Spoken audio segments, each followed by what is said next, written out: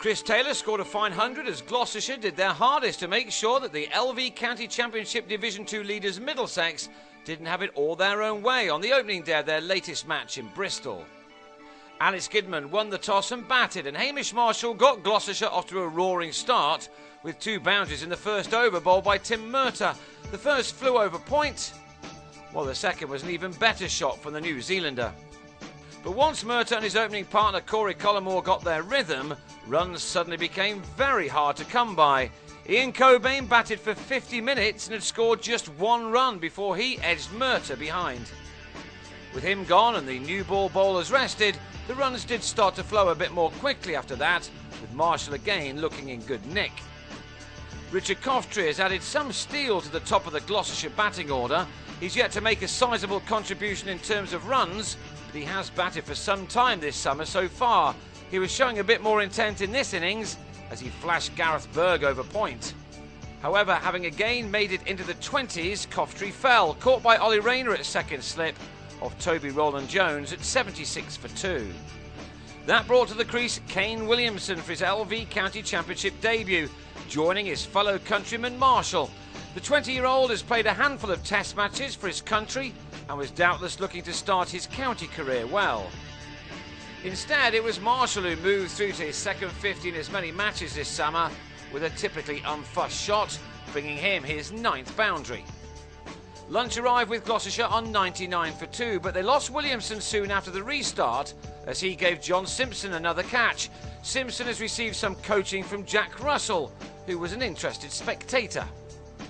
Williamson had fallen for 15, but Taylor looked in terrific touch from the off.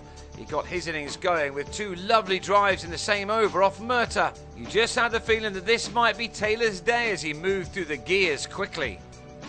He would have been looking to develop a big partnership with the well-set Marshall, but the latter then pushed at a ball from Roland-Jones and edged to Rayner. 2 balls later, Alex Gidman played around a delivery from Roland-Jones and was bowled for a duck. That left Gloucestershire in a little bit of bother on 138 for 5, but Taylor was then joined by the captain's brother Will Gidman, and the 2 of them were soon restoring parity. The pitch appeared to be a good one for batting on, especially as the ball got a little bit older, and these 2 steadily started to take advantage of that with an array of fine shots as they tried to get a grip back on the game. Given the loss of 3 wickets in quick succession, Taylor and Gidman needed to be at their best in order to do that. Taylor was excellent. His 50 took no time, coming from 63 balls, 7 of which he'd hit to the fence.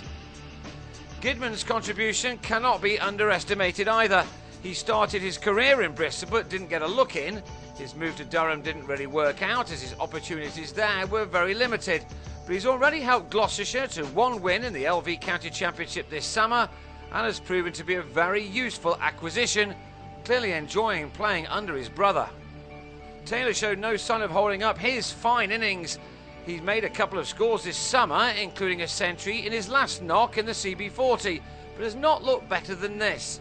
Now in his 11th first-class season with Gloucestershire, he's always been a very good county pro, and on his day, there are a few more attractive players on the circuit.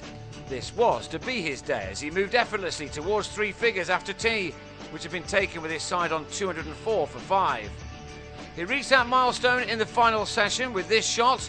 Last summer, no Gloucestershire player scored 100 until the second half of the season, and so Taylor will have been relieved to get the monkey off his side's back earlier this time. It was his first 100 for 20 months. Taylor had taken just 125 balls to get to his ton, while it took Gidman 6 deliveries more than that to reach his 50. It came with his 10th 4, meaning that there had been a lot of dots in this very handy knock.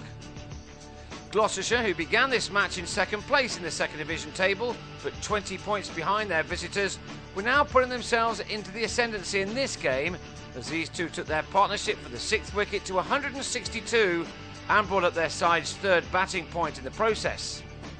Then, with the light deteriorating, Taylor, who'd made a classy 117, played his worst shot and gave Collymore a wicket. It was a disappointing end to a terrific innings, and we'll skip over his reaction. Worse still was that the light worsened shortly afterwards, and so 10 overs were lost in the day, a day which ended with Gloucestershire on 302 for 6. Will Gidman will resume on day 2 on 67.